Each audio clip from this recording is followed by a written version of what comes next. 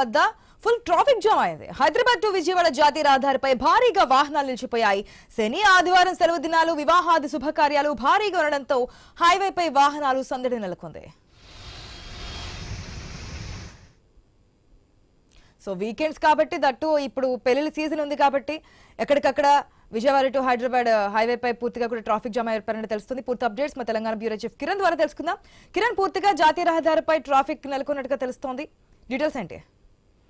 ASHA, Hyderabad to Vijayawada national హైవేపై విపరీతమైనటువంటి traffic సమస్య ఉందని చెప్పొచ్చు.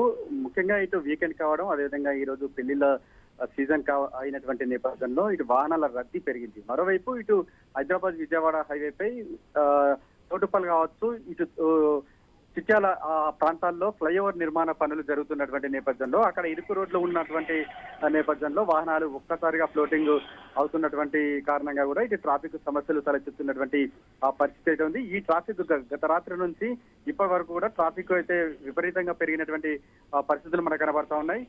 ఇటు చౌటుప్పల్ మండలం కొర్లపాడు వద్ద ఇటు పంతంగి టోల్ ప్లాజా వద్ద కావచ్చు, కొర్లపాటు టోల్ ప్లాజా వద్ద కూడా వాహనాలు పెద్ద ఎత్తున బారులు తీరినటువంటి పరిస్థితులు మనకు కనబడతా ఉన్నాయి. ఇటు Hyderabad to Vijayawada national highway నుంచి ఆ ప్రయాణం ఇప్పుడైతే తలకు మించిన భారంగా మారినటువంటి పరిస్థితి అయితే కనబడతా ఉంది. ట్రాఫిక్ లో ఇరుక్కున్నటువంటి చాలా మంది వాహనదారులు, అదేవిధంగా ప్రయాణికులు తీవ్ర ఇబ్బందులు పడుతున్నారు. Asha, right, thanks for the update Kiran.